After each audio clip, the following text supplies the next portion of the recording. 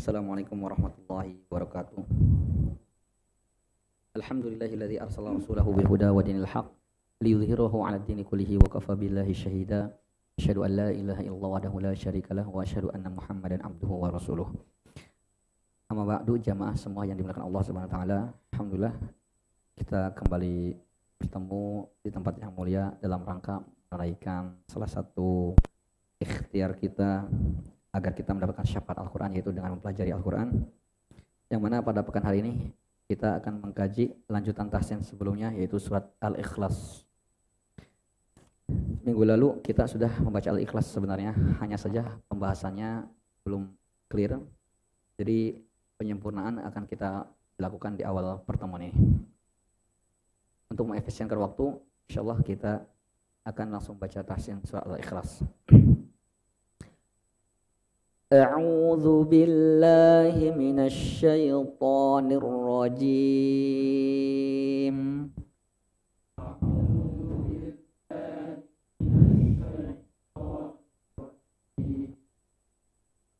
Bismillahirrahmanirrahim.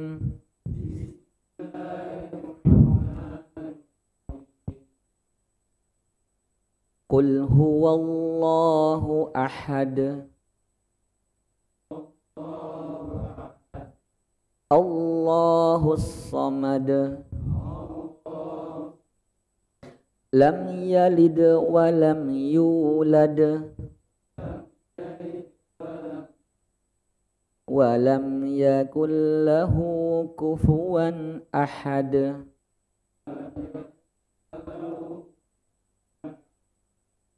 Kemudian catatan-catatan penting yang perlu kita pahami atau yang perlu kita catat di surat Al-Ikhlas. Pertama, pada lafaz kul huwallahu ahad itu harus dihindari pantulan e. Jangan sampai ada pantulan kul huwallah, kulhu. Jangan kulhu ya. Kenapa? Karena jika kita membaca dengan pantulan kul huwallah, itu jatuhnya hukum qalqalah. Qalqalah secara bahasa memantul, yaitu suara akan terpantulan dengan huruf e. Nah, sedangkan dalam ilmu tajwid, qalqalah itu hanya berlaku di 5 huruf. Ya, sering kita ulang, hurufnya dikenal dengan baju di toko, ba, jim, dal, to, qaf. Kelima huruf inilah yang wajib atau yang berhak dipantulkan. Adapun lam itu tidak termasuk kelompok baju, tidak termasuk huruf qalqalah. Itu yang pertama. Kemudian yang terpenting, Qul huwallahu ahad, ketika Bapak ingin lanjut ke ayat kedua, seminggu lalu sudah kita jelaskan, sebenarnya cara bacanya bukan seperti ini Pak, kalau Bapak lanjut ya. Qul huwallahu ahad Allahus samad, gak demikian. Ini kan akan terpraktekkan nanti di Ramadan. Di Ramadan kan di mana-mana baca kulhu kebanyakan. Nah, jadi kalau baca kulhu atau surat ini, kalau disambung, itu tepatnya bukan demikian. Jadi bukan Qul huwallahu ahad Allahus samad, Qul huwallahu ahad Allahus samad, bukan kayak gitu. Tapi yang tepat adalah Qul huwallahu ahadunillah. Ahadunillah. Itu ada nun, kasroh nanti Pak. Qul huwallahu ahadunillahus samad. Coba kita coba bareng-bareng Pak ya. 1 2 3.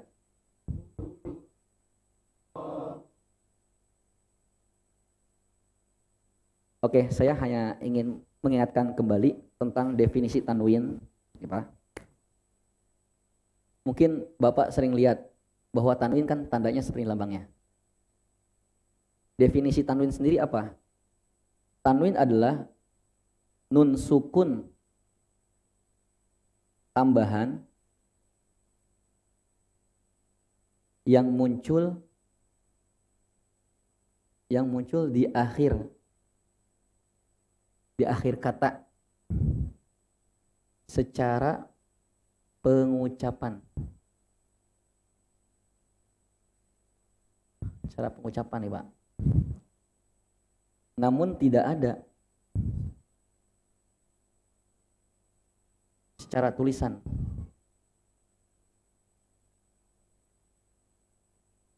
Juga ketika dalam kurung tanwin diwakofkan Wakaf itu berhenti. Oke. Kita coba pahami sedikit terkait masalah tanwin. Ini sederhana sebenarnya. Tanwin, mungkin kalau kita yang pernah belajar Iqra, pernah melihat lambang ini atau tanda seperti ini ya.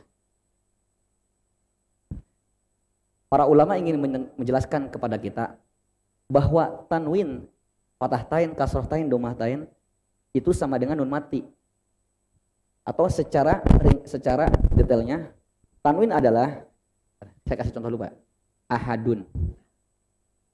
Ini tanwin Pak ya, ini tanwin Pak ya, domah tain. Oke, mari kita memahami definisi dari tanwin. Tanwin adalah nun sukun tambahan yang muncul di akhir kata secara pengucapan.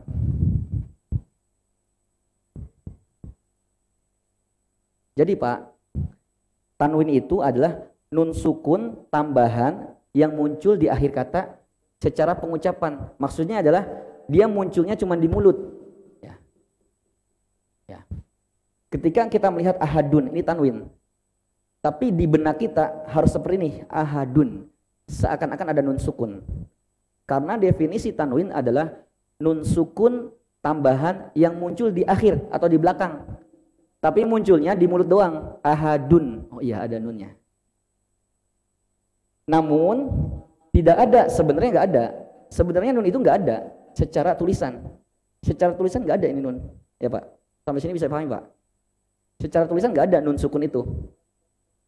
Juga ketika tanwin diwakafkan, maksudnya adalah ketika tanwin diwakafkan, kayak di sini Pak, kul huwallahu ahad. Ini tanwin diwakafkan kan, wakaf itu diberhentikan. Maka nun itu tidak akan muncul. Tidak akan muncul. Kul huwallahu ahad, seperti itu maksudnya. Jadi nggak muncul kul huwallahu ahadun, nggak ada. Kul huwallahu ahad. Kenapa dibaca ahad? Kan dia tanwin Ustaz. Iya. Tanwin itu kalau diwakafkan, kalau diberhentikan tidak muncul nun itu. Cuman catatan penting Pak, nun ini akan muncul. Nun ini akan muncul kalau berhadapan dengan alif atau dengan alif lam. Apapun kondisi kata yang kita temui, mau kasroh tain, fathah tain, ya, ketemu dengan alif, itu akan muncul nun itu, menampakkan diri. Dia akan menampakkan diri dengan nun berharokat kasroh. Maka ahadun, kul huwallahu ahadun, Allahu somad. Nah, bertemu kan Pak, tanwin bertemu alif. Ya, kaidah. Kalau bertemu tanwin kalau tanwin bertemu dengan alif, maka nun ini akan muncul dan diharokatkan kasroh. Kenapa harus kasroh? Nanti kita akan sedikit bahas. Namun yang terpenting adalah ini pertemuan tanwin dengan alif.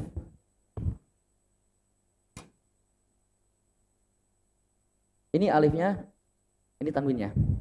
Maka muncullah nun tersebut di sini. Sehingga jadinya ahadu nillah. Jadi baca yang tepat adalah kul huwallahu ahadunillah. Kalau disambung. Contoh lain. Yauma idzin. Yauma idzin al-mustaqor. Mustaqor. Ya. Yauma idzin. Ini tanwin bertemu alif. Munculkan nun tersebut. Ini kan kaidah. Maka dibacanya gimana Pak? Yauma idzinil mustaqor. Ya, ini kan sukun. Jadi seperti itu Pak, ini kaidah. Maka cara yang tepat baca kulhu atau al-ikhlas ayat pertama digabung kedua, yaitu karena bertemunya tanwin dengan alif, maka rumusnya muncul tuh nun itu, nun kasroh. Maka dibacanya kul huwallahu ahadu nillah, enggak nillah, nillah. Itu Pak penjelasannya. Adapun kenapa Ustaz nunnya harus kasroh, enggak domah atau fathah? Dalam kaidah bahasa Arab, wa hurrikatil kasratu lil tiqa'i sakinain. Diharokatkan kasroh apabila dua huruf sukun atau dua huruf mati bertemu. Ini kan sebenarnya dua huruf mati bertemu Pak ya. Ini juga sama-sama gak berharokat. Nah, dalam kaidah bahasa Arab, kalau dua huruf sama-sama mati bertemu, yang pertama dikasrohkan. Seperti itu. Itu penjelasan terkait masalah Kenapa kita kalau baca kulhu disambung, itu cara bacanya bukan kul huwallahu ahad Allahu samad, tapi yang tepat kul huwallahu ahadunillahus samad. Ini penjelasannya Pak. Ini penting menurut saya. Oke. Kemudian adapun ahad, somad, yulad, ini qalqalah. Ahad, qalqalah kita sudah jelaskan Pak ya, pertemuan sebelumnya. Qalqalah itu ada 3 macam. Walaupun sebagian ulama membaginya 2, kita mengambil yang 3 macam. Qalqalah kecil, qalqalah sedang, sama qalqalah besar. Kapan kecil? Sugro, itu di tengah bacaan. Kayak ini Pak, di ayat ketiga, lam yalid. Ini dalnya kan sukun.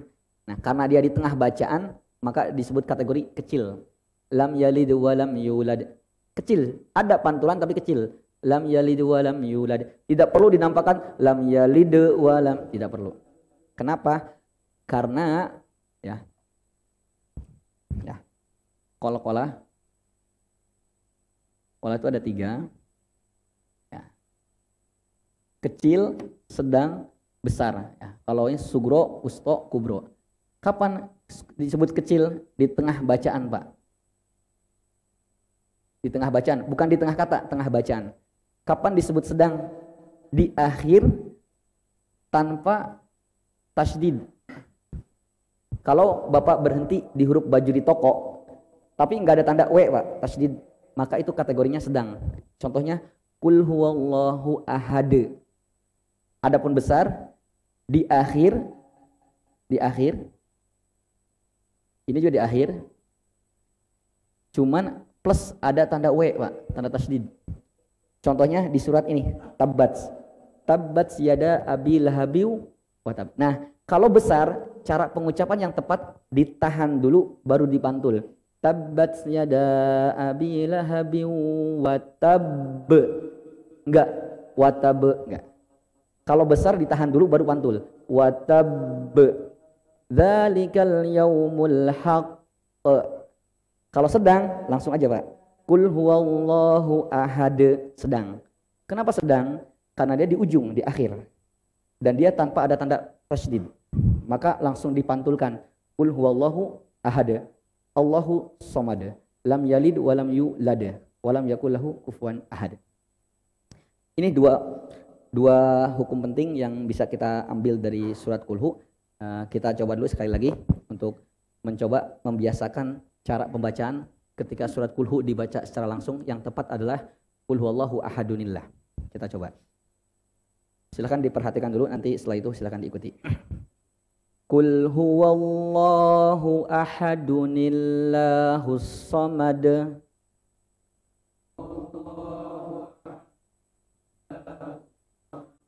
Lam yalid wa lam yulad. Nah, yalid sama yulad, kalau yalid kategorinya sedang Pak. Maaf, kecil. Karena di tengah bacaan. Tapi kalau yulad itu sedang. Ya. Jadi pantulannya agak beda. Kalau yalid agak kecil. Lam yalid wa lam yulad.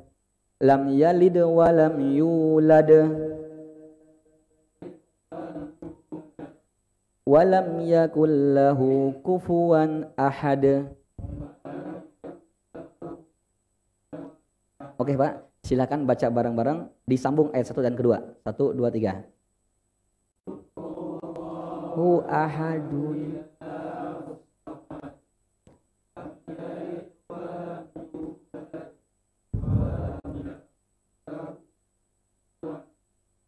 Ya, kurang lebih seperti itu Pak, cara baca kulhu. Jamaah semua yang dimuliakan Allah Subhanahu wa taala, ini surat Kulhu, Al-Falaq dan An-Nas itu adalah surat yang menurut kita ini sangat sederhana Pak, kecil ya, atau pendek, surat pendek. Tapi luar biasa, subhanallah ya. Di balik itu ada keistimewaan. Bahkan surat Kulhu Pak, surat Al-Ikhlas itu pahalanya ya 1/10.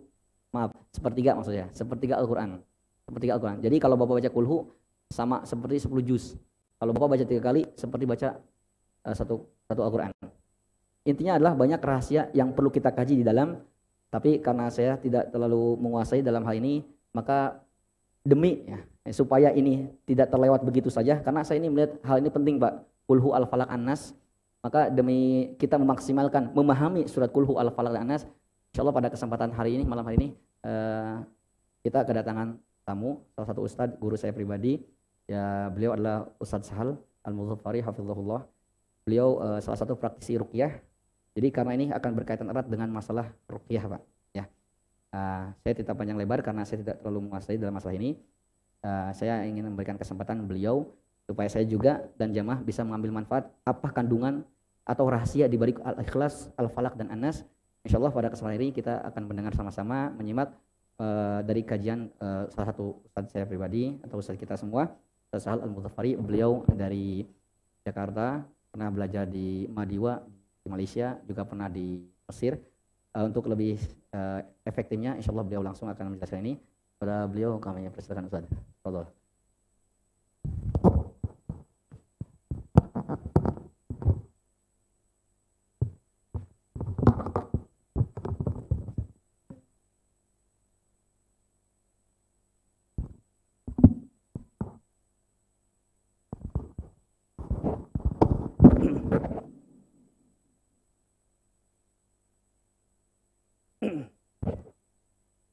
Bismillahirrahmanirrahim. Assalamualaikum warahmatullahi wabarakatuh.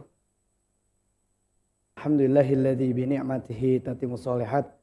Wassalatu wassalamu ala nabiyyina Muhammad sallallahu alaihi wasallam wa ala alihi wa sahbihi ajmain, amma ba'd. Hadirin ikhwan wa akhwati fillah rahimani wa rahimakumullah. Allah, kita sedikit kaji Al-Falaq An-Nas. Saya grogi, Pak, karena ini guru saya sebenarnya. Oh. Tadi saya lihat ada kajian Ustadz Happy Andi Bastoni ya, karena kawan saya juga, sahabat saya dari tahun 2010, saya sering jalan bareng dengan beliau. Barusan saya WA beliau, besok antum jadwalnya nih. Ya, alhamdulillah. Ini kita mau bicara tentang surah Al-Falaq An-Nas. Saya nggak langsung memberikan penjelasan, tapi menariknya adalah dalam pembahasan surah Al-Falaq An-Nas ini ada asbabun nuzul. Asbabun nuzul ini adalah sebab-sebab diturunkannya Al-Falaq An-Nas. Bahkan kalau kita kaji lebih dalam tentang hadis-hadis sahih mulia, bagaimana Al-Falaq An-Nas itu diturunkan dalam waktu yang bersamaan. Makanya kita kenal Al-Falaq An-Nas itu sebagai surah Al-Mau'izatain, 2 surah perlindungan. Saya mau nanya, ini saya bakal banyak tanya kepada semua jamaah. Ternyata dalam proses turunnya surah Al-Falaq An-Nas ini ada sejarah tentang di mana disihirnya Rasulullah SAW. Oke, saya tanya ya. Nanti saya lebih banyak komunikatif kepada semua jamaah. Siapa di antara kita yang tahu, yang pernah tahu siapa yang menyihir Rasulullah SAW? Coba silakan angkat tangan yang tahu. Angkat tangan. Yahudi. Iya, namanya. Dia seorang Yahudi. Benar, Masya Allah. Seorang perempuan, oke. Kita terima jawabannya. Ada lagi yang lain? Jawabannya benar, tapi kurang tepat. Mungkin ada bapak-bapak yang pernah tahu. Zainab. Wah, ini salah. Bukan Zainab namanya. Ada lagi yang mencoba jawab. Coba. Ini harus tahu kita semua, Pak. Penting. Kenapa? Karena jangan sampai pada saat kita punya anak, saudara kita punya anak, teman kita, keluarga kita punya anak, kemudian dikasih nama ini bahaya. Ini seorang Yahudi, saya kasih tahu namanya.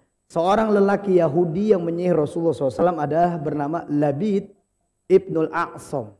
Siapa? Labid Ibnul A'sam. Oke? Bersama 3 orang putrinya. Nanti ketahuan nih kenapa Al-Falaq 5 ayat, kenapa An-Nas 6 ayat. Itu ketahuan. Oke, kita simpen dulu cerita ini. Ada cerita lain, jadi Labid Ibnul A'sam bersama 3 orang putrinya, dia berusaha mau masuk ke rumah Rasulullah, nggak mungkin, mustahil. Karena seorang Yahudi, ngapain ke rumah Rasulullah? Tapi ada kisah yang lainnya. Kisah ini saya pernah dengar dari salah seorang dosen Libya yang dia memberikan penjelasan detail tentang bagaimana proses disihirnya Rasulullah SAW. Ada seorang Yahudi, pernah dengar nggak? Ketika Yahudi ini yang selalu melempari Rasulullah dengan kotoran, pernah dengar? Pernah? Ya, Rasulullah lagi lewat dilempari kotoran. Rasulullah lewat dilempari kotoran. Ketika Yahudi ini dalam satu hari dan Rasulullah lewat kemudian dia tidak lempari kotoran, Rasulullah tanya, di mana Yahudi ini yang bisa lempari kotoran? Sakit ya Rasulullah. Kemudian Rasulullah menjenguk Yahudi ini. Ketika Rasulullah menjenguk Yahudi ini, Rasulullah nggak banyak bicara. Rasulullah cukup mengucapkan qul asyhadu an la ilaha illallah wa anna muhammadan abduhu wa rasul tadkhulul jannah. Ucapkan 2 kalimat syahadat, kamu masuk surga. Ternyata Yahudi ini punya anak lelaki. Kalau bahasa kita, anak lelakinya lagi mandang mata bapaknya. Anaknya pengen bilang, wah gue pengen ngucapin syahadat. Tapi bokap gue ngeliatin gue mulu. Ternyata itu ditangkap sama bapaknya. Bapaknya juga pesan sama anaknya. Qul asyhadu an la ilaha illallah wa anna muhammadan abduhu wa rasuluh. Tadkhulul jannah. Ucapkan syahadat. Kamu masuk surga. Ternyata Yahudi setelah menyampaikan kepada anaknya. Yahudi ini meninggal dunia. Anaknya ikut bersama Rasulullah menjadi pelayan Rasulullah. Sampai sini paham? Paham Pak? Oke. Karena ini ada seorang anak lelaki Yahudi. Bagi Labid Ibnul A'sam bersama 3 orang putrinya ini merasa ada sebuah peluang besar. Karena ada seorang Yahudi di dalamnya. Kemudian Labid pesan sama anak laki Yahudi ini, ente Yahudi nih, ane Yahudi. Jujur ya, kita kalau ketemu seorang yang sama sukunya dengan kita, minta tolong ditolongin gak? Pasti ditolongin. Karena dia sama-sama Yahudi minta tolong ditolongin. Apa yang saya bisa bantu? Kemudian diambillah sisirnya Rasulullah. Nih saya ingin sampaikan kenapa Al-Falaq An-Nas itu 5 ayat dan 6 ayat. Ambilkan sisirnya Rasulullah. Kemudian diambil sisirnya Rasulullah. Diambil dari sela-sela sisirnya itu rambut Rasulullah SAW 3 helai. Berapa helai? Setelah diambil 3 helai, dimasukkan ke dalam kain putih, dicampur dengan daun pelepah kurma, diikat dengan 11 ikatan. 11 ikatan ada rambutnya Rasul 3 helai, ada daun pelepah kurma dicampur dengan kain putih, diikat dengan 11 ikatan. Dalam mengikat 11 ikatan, Labid Ibnul A'sam ini sambil membaca mantranya kemudian ditiup. Ini hikmah. Kenapa Rasulullah mengajarkan ruqyah itu dengan cara baca dan tiup? Karena proses sihir juga gitu. Baca mantra dan ditiup. Berapa ikatan? Berapa helai? 3 helai. Makanya cukup beralasan. 11 ikatan 3 helai. Kemudian dilemparkan ke dalam sumur suku Za'far. Sukunya Labid Ibnul A'sam. Yang akhirnya Rasulullah minum dari sumur tersebut. Sakitnya Rasulullah SAW sampai sebulan. Rambut rontok, jalan goyang, terus linglung. Ini salah satu ciri sihir Pak. Salah satu ciri sihir adalah orang-orang yang kena sihir, dia seperti orang linglung. Makanya orang-orang yang kena sihir nih mungkin bapak-bapak bisa dicek penyakitnya. Kalau pagi sampai siang sehat, aman. Tapi kalau asar mulai sakit, berarti perlu dicurigai. Boleh jadi ada sihir yang menyerang kita. Karena biasanya dia sakitnya selepas asar. Dan di saat itu Rasulullah SAW sakit kena sihir dan Rasulullah tidak diturunkan firman Allah untuk menjaga kesucian Quran. Akhirnya Allah turunkan 2 malaikat dari langit untuk meruqyah Rasulullah SAW yang kemudian diketahui buhulnya dari rambutnya Rasulullah dan dari sisirnya Rasulullah SAW. Setelah diruqyah di sini baru diturunkan surah Al-Falaq An-Nas. Ini sejarah singkat. Ya, oke. Kalau nggak keberatan jamaah semua, saya minta kita sama-sama baca bareng surah Al-Falaq dan surah An-Nas dan kita baca bareng dan sambil hitung berapa ayat Al-Falaq dan An-Nas. Ya, kita mulai. A'udzu billahi minasyaitonir rajim. Bismillahirrahmanirrahim.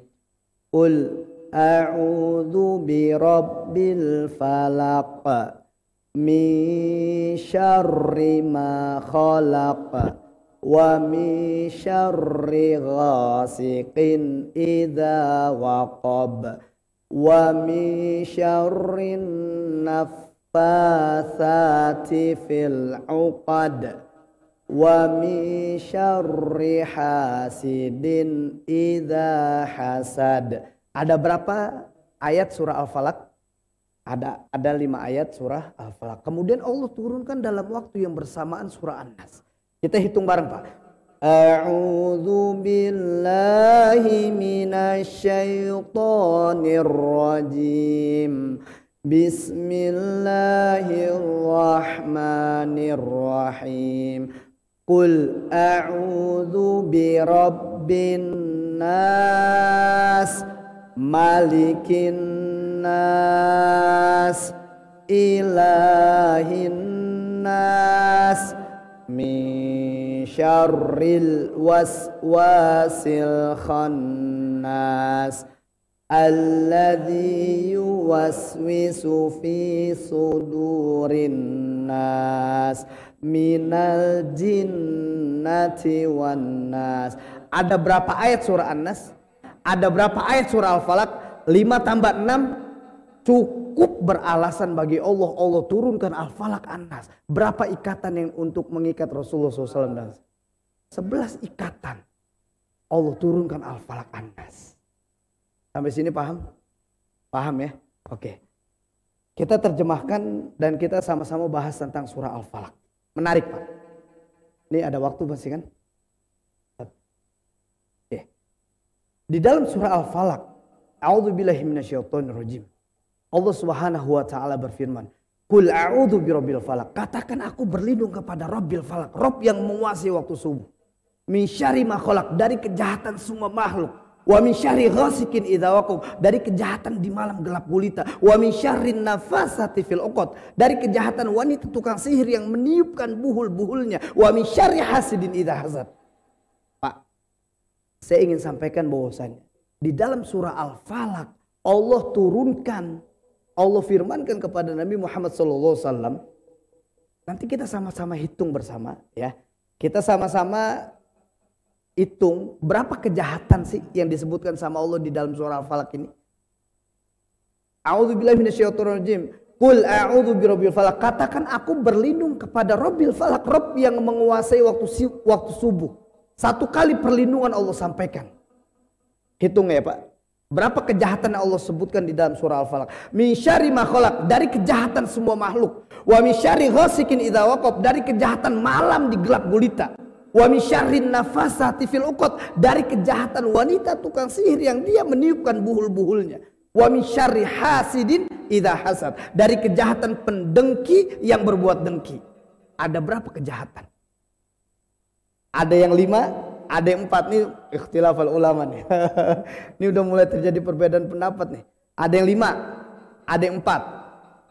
Oke, alhamdulillah ada yang 3. Oke, perlu kita sepakati bersama. Berapa yang sebenarnya kejahatan yang Allah sebutkan di surah Al-Falaq? 4. 5 ada khamsah. Uskur. 6.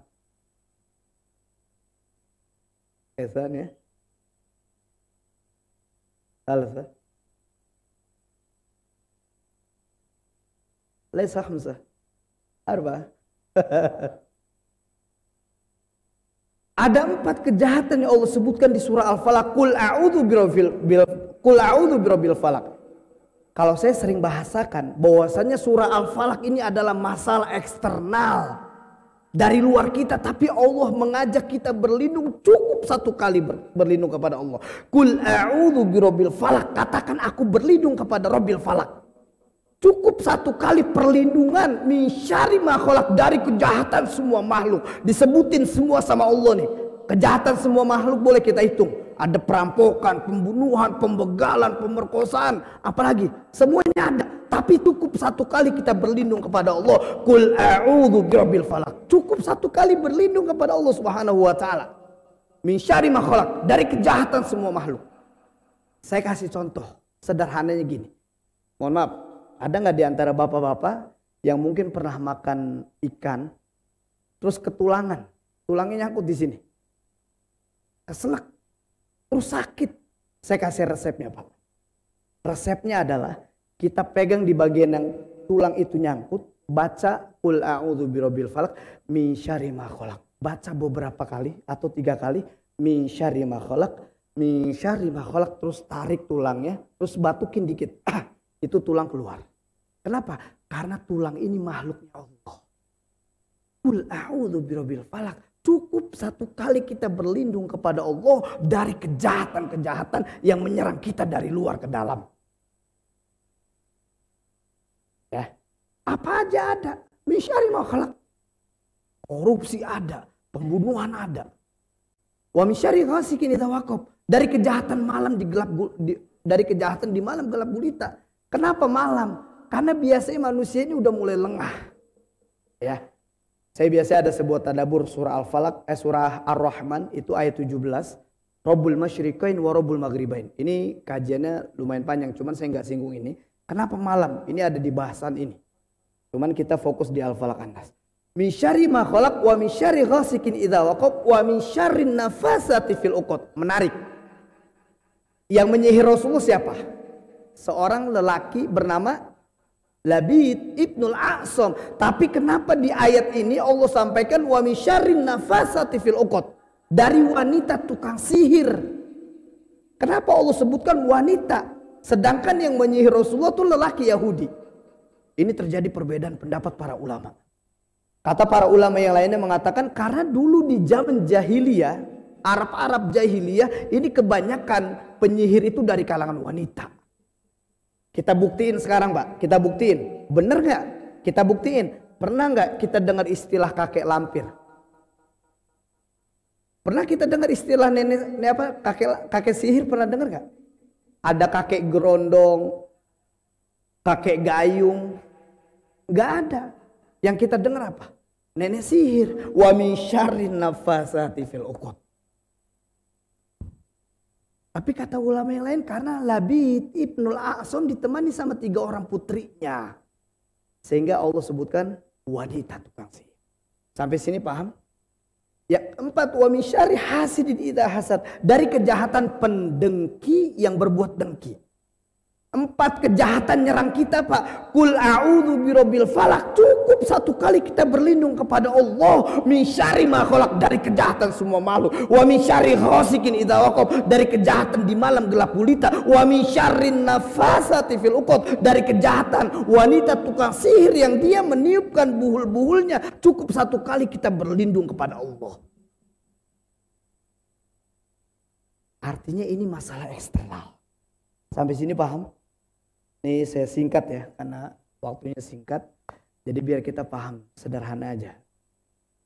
Masuk di surah An-Nas. Menarik nih Pak. Nah ini bakal terjadi lagi perbedaan pendapat. Saya akan tanya bapak-bapak.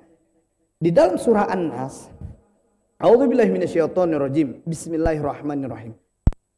Qul a'udzu birabbin nas. Katakan aku berlindung kepada Rabbin nas. Rabb yang menguasai manusia. Rabbnya manusia siapa? Malikin nas, rajanya manusia siapa? Ilahin nas, sesembahannya manusia siapa? Allah. Di surah An-Nas, saya lebih bahasakan dengan kalimat ini adalah masalah internal kita Pak. Tapi kita diajak berlindung sama Allah 3 kali. Qul a'udzu birabbin nas, malikin nas, ilahin nas. 3 kali perlindungan sama Allah Subhanahu wa taala. Oke, saya nanya lagi. Berapa kejahatan yang Allah sebutkan di dalam surah An-Nas? Min syarril waswasil khannas, dari kejahatan waswas, bisikan-bisikan lembut yang terjadi dalam diri manusia. Alladzi yuwaswisu fi sudurin nas, yakni bisikan-bisikan yang terjadi di dalam manusia. Minal jinnati wan nas. Ada berapa kejahatan yang Allah sebutkan di surah An-Nas? 5. Oke, ada yang 5, menarik. 2. Oke, alhamdulillah, ada lagi. 2. Wahab, oke, Masya Allah. 2. Ada yang 5, ada yang 2, ada yang 1. Saya mau, ini gak boleh kita ambil voting suara, gak boleh. Siapa yang banyak kan? Jadi kita sepakati aja deh, kita mau syawarah, deal-dealan aja deh. Kita mau ambil yang mana nih? Wan, ente 1 Wan ya? Masya Allah. Oke, yang 2 mau ngalah gak? 1 aja deh gitu. 1 ya? 2 tetap 2. Kenapa Pak? Alasannya 2 di mana? Min syarril waswasil khannas terus. Oke, tapi kejahatannya sama. Itu sama. Jadi kalau kita mau fahami sederhana, di surah An-Nas Allah sebutkan cukup satu kejahatan. Min syarril waswasil khannas, waswas, bisikan-bisikan lembut yang terjadi di dalam diri manusia. Tapi kenapa Allah mengajak kita berlindungnya 3 kali? Qul a'udzu birabbin nas, malikin nas, ilahin nas. 3 kali kita diajak berlindung sama Allah atas satu kejahatan.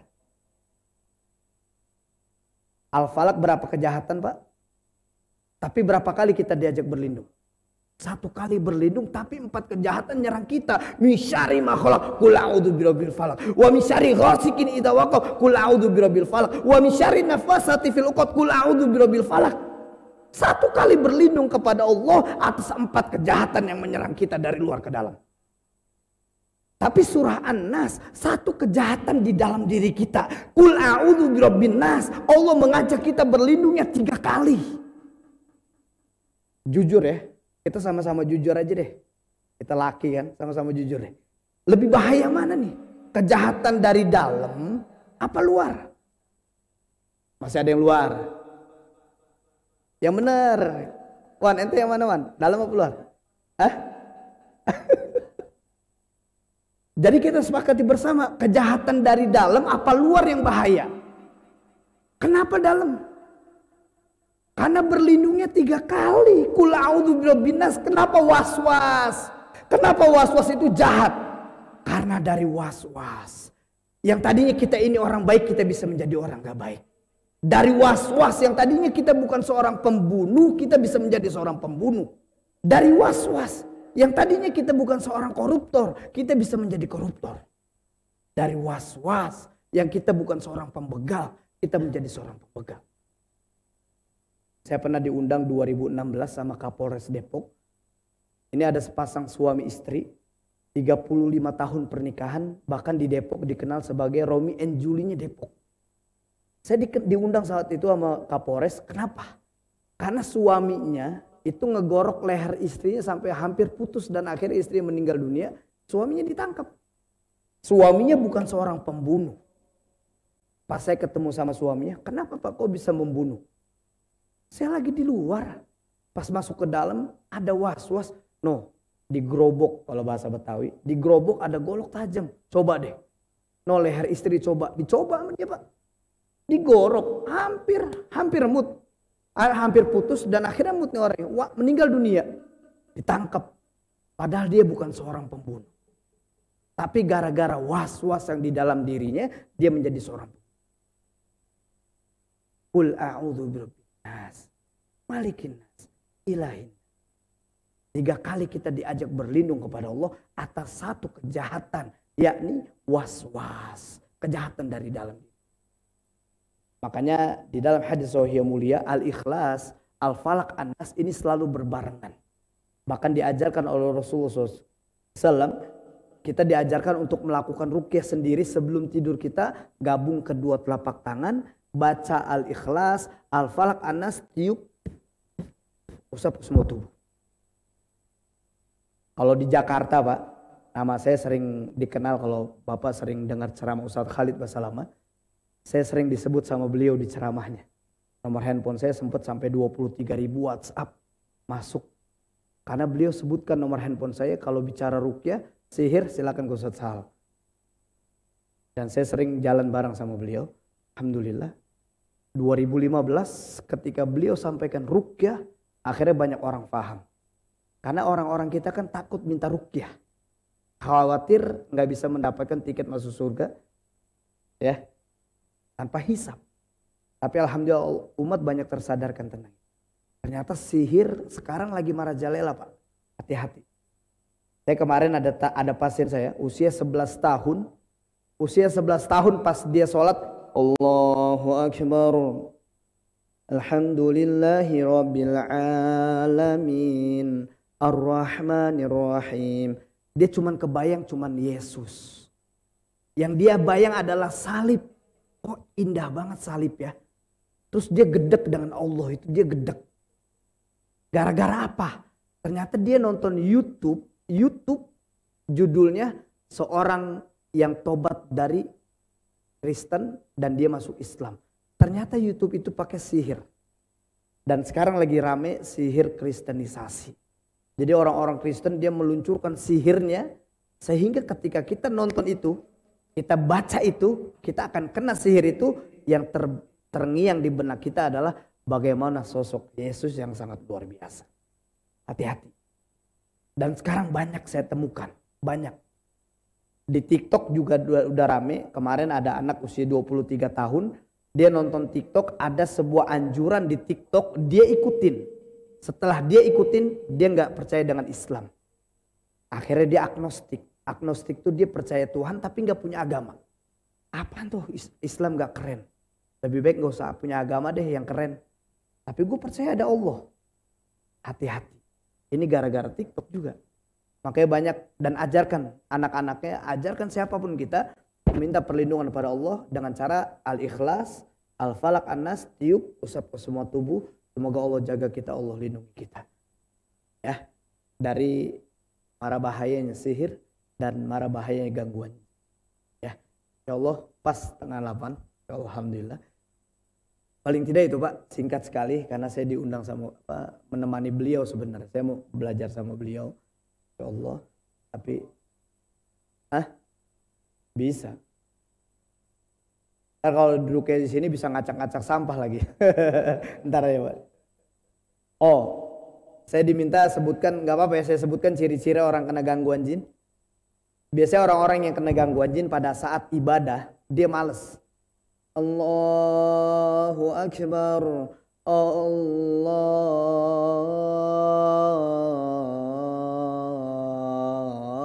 Akbar. Dia males, ibadah dia males, ogah.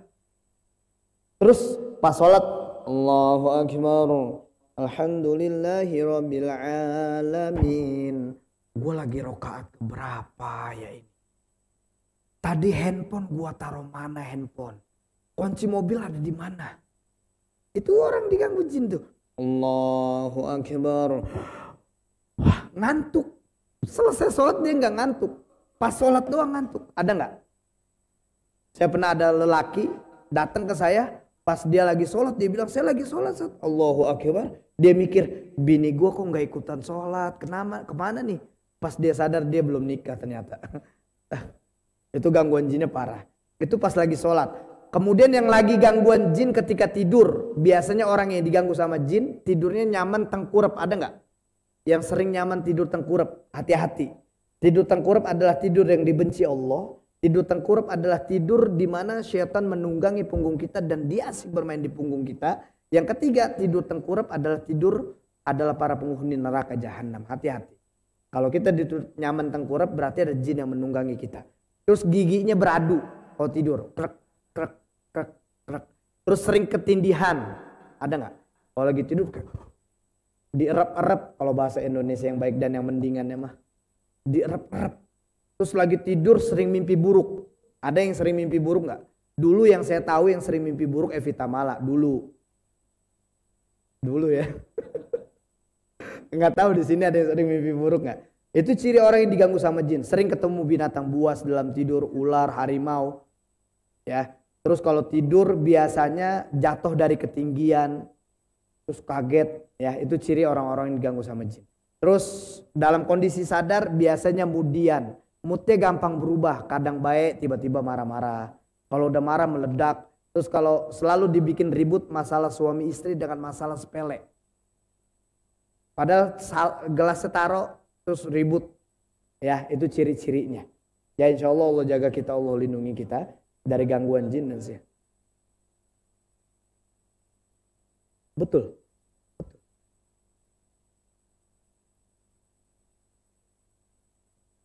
Betul. Memang tugas mereka. Itu ada izin Allah. Iblis diusir dari surga untuk mengganggu manusia. Mengajak manusia supaya ikut kepada neraka jahanam. Itu memang mereka. Cuman masalahnya adalah mereka nggak pernah lupa mengganggu manusia. Tapi kalau kita lupa kalau kita sedang diganggu sama mereka. Itu aja permasalahan. Dan kita lalai akhirnya berlindung kepada Allah Subhanahu Wa Taala.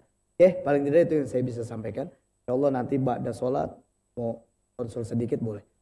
Baik, subhanakallahumma bihamdika asyhadu an la ilaha illa anta astaghfiruka wa atubu ilaik. Barakallahu fiikum wa faqakum. Wassalamualaikum warahmatullahi wabarakatuh.